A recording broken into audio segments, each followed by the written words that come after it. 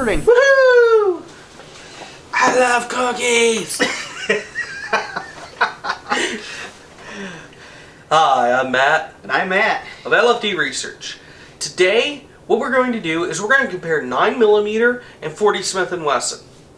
Yep. To do this, we're going to use two guns. The H&K VP9 and the Smith & Wesson copy of the Walther P99, the SW99. Is it technically a copy because it is using a Walther frame? Well, it was licensed, so... But it is using a literal Walther frame, and they did the manufacturing for some of the Walther uppers that came into the States. Well, they were in a business partnership at the time, so... And that's possibly one of the reasons why Walthers have been so hard to get over the last 10 years. Yeah, because Smith & Wesson is the domestic producer for them. Now you're asking, why aren't we using the same gun? Well, honestly, where we're at, 9mm P99s are pretty much impossible to find. Yep. And a 9mm 9mm SW99 actually has a bell right here on the end of the barrel.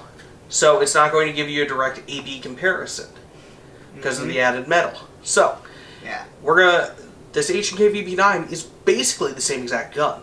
We're going to just close them up. See, gun is safe. No mags. Now, we're going to put them side by side. Pretty much line up perfectly. It's more or less the same gun. The SW99 has slightly higher sights, but that's about it. Yep. If you look at them internally, they're almost the same, except for the double action. Actually, since it's a double single action on the SW99 or the P99, we're just going to, for simplicity, start calling it the P99. Yep. It needs a longer striker engagement so it can reach further down into the lower of the gun to interact with the trigger in both single action mode and double action mode. Yep. So what we're doing is we're going to just take these out, get slow-mo of them side by side, and compare the results.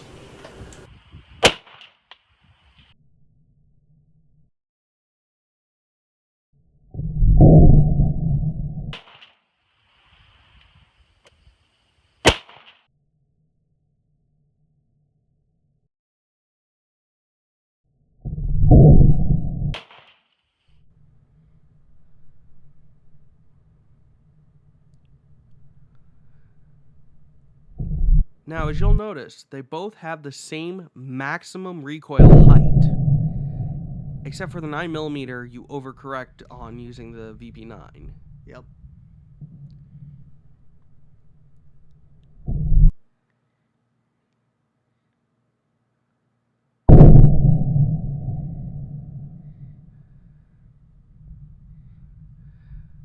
Now we're going to flip it over and we're going to look at the wrist. Now you'll see here that as soon as we're firing, we're going to highlight an area. Now watch how the wrist moves. You notice how it's so severe of a change on the 40, where on the 9mm it's a gradual change. The overall recoil on the wrist is the same in both cases, but with the 40 it is very, very abrupt. Yeah, the speed of the change is a lot faster. This is visual evidence of how the 9mm is less snappy than the 40, and you can see the 40 is so much faster in the change. But you will notice the 9mm is ejecting the cases first. Because of the shorter case length, it can have a longer ejector.